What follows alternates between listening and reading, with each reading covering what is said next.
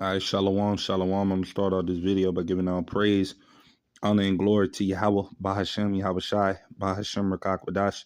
Double honor to the apostles and elders, a great millstone that rule well, that teach well, while learning truth 100% according to the Bible.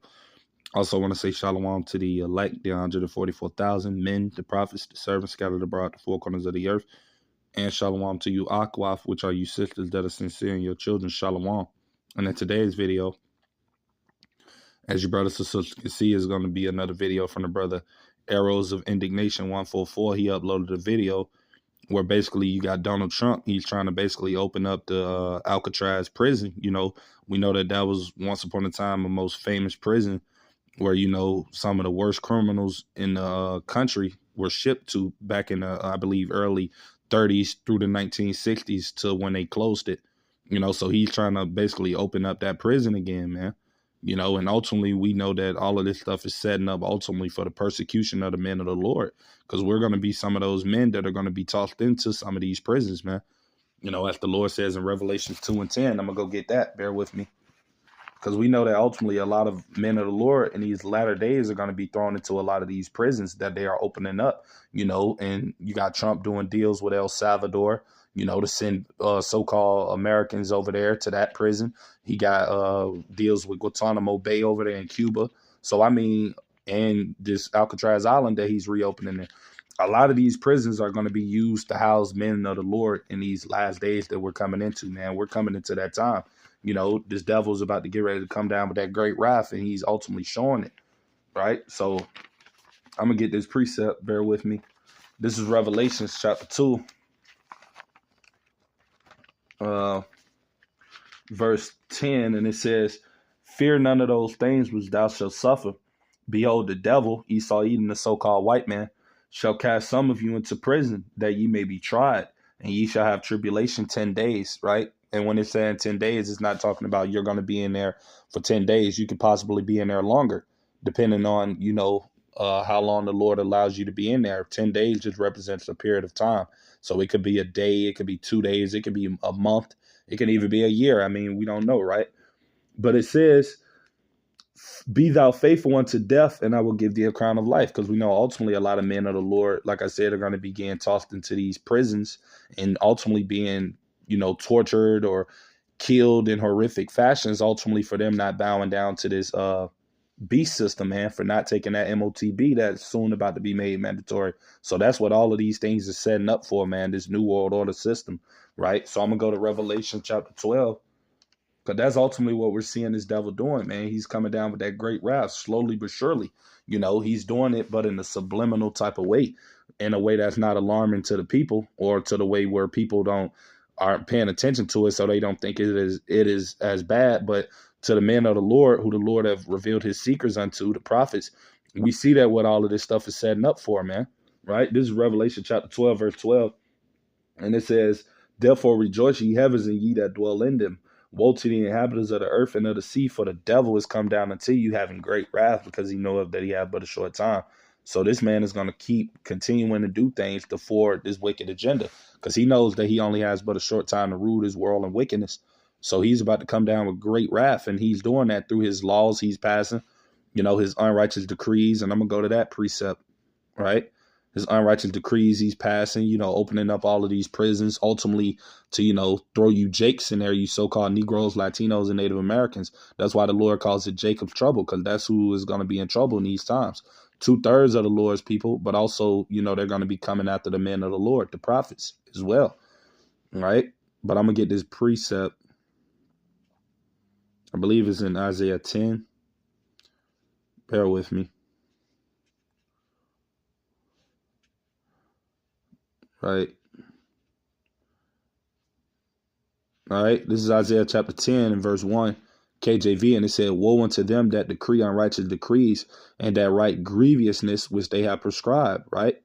And that's what this devil is doing, man. He's writing these unrighteous decrees, putting these things into law to where, like I said, he can further oppress Jake, man.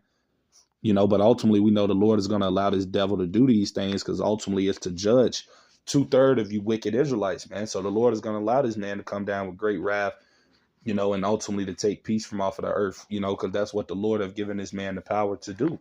And I'm going to read that precept as well. This is Revelation chapter 6, verse 4. And it said, and there went out another horse that was red, representing Esau Edom, right? So-called white man. And power was given to him that sat thereon to take peace from the earth, right? And that they should delete one another. And there was given unto him a great sword. And that sword is representing his blessing. That's why you see this man doing all of the things that he's doing. He's bringing back all type of different torturous methods. You know, in certain countries, they're bringing back the firing squad. You know, they're bringing back the death penalty in more states. So, I mean, this is all part of this man coming down with that great wrath, man. You know, and the men of the Lord have been warning you people about these things, starting with the apostles and elders of Great Millstone, and the man teaching the same doctrine that this devil is getting ready, man. You know, as it tells you in the book of Ezekiel, how he's that sword is furbished and prepared to make a sore slaughter. That's roughly paraphrasing it, but that's what this man is doing, man. You know, so I'm gonna get into this video just so we can see basically what it is he's talking about.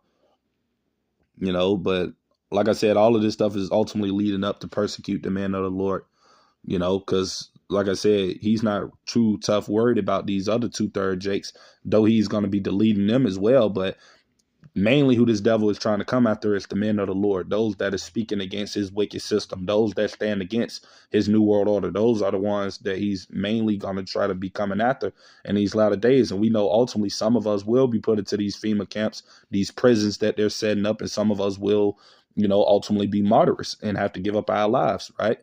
But then again, not everybody is going to be gotten in these times, because it tells you that in Isaiah 59:19, that when the enemy shall come in like a flood, the Lord shall lift up a great standard against them, roughly paraphrasing it, which means certain men are going to have spiritual power to be able to fight against this devil, man, and against all of his, you know, his weapons of madness that he's going to come with in these latter days, his AI, all of these other different types of things that this man has set up, man, you know. So, yeah, I'm going to get into the video. Fair use.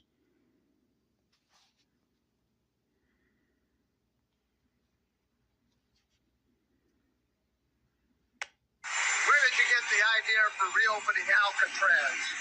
Just an idea I've had, and I guess because the judges, so many of these radicalized judges, they want to have trials for every single, think of it, every single person that's in our country illegally, that came in illegally. That would mean millions of trials, and it's just so ridiculous what's happening.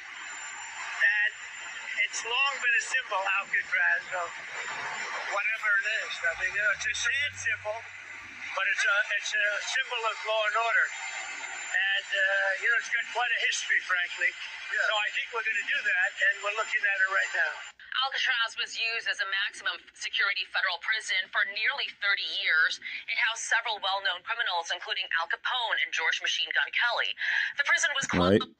And I'm going to just get another precept, because ultimately that's what we're seeing happening, that this man is the cruel Lord that it tells you about in the book of Isaiah chapter 19. And I'm going to go to that precept, that this man Trump is that cruel Lord that the Lord said that he was going to put upon the people, man. Right? And I'm going to go to that. Bear with me. Isaiah chapter 19. I'm going to start at verse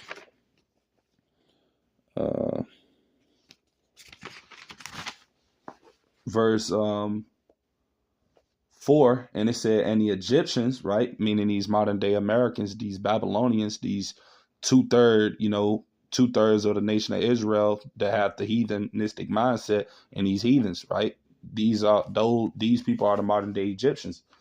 Will I give over into the hands of a cruel Lord? That cruel Lord is Nero, which, you know, is Donald Trump in the reincarnation, man. You know, this guy is about to come down heavy upon you 2/3 and you heathens, man, you know.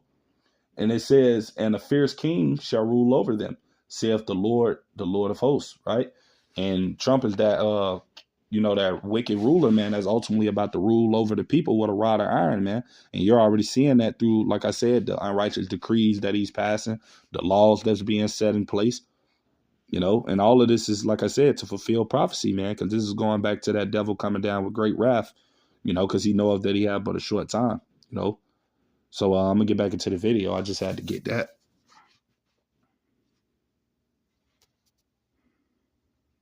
Was closed in 1963 because it became too expensive to operate.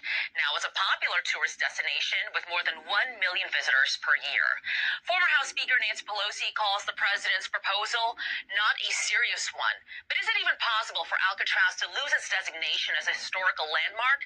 Per the National Park Service's website, a property's historical designation can be considered for withdrawal at the request of the owner or the Interior Secretary, provided some criteria are met. I'm talking about reopening Alcatraz. Obviously, you can't reopen it, it's a museum and all that, but I do think he's highlighting the bigger picture, which is we got criminals roaming the street, Americans and non-Americans.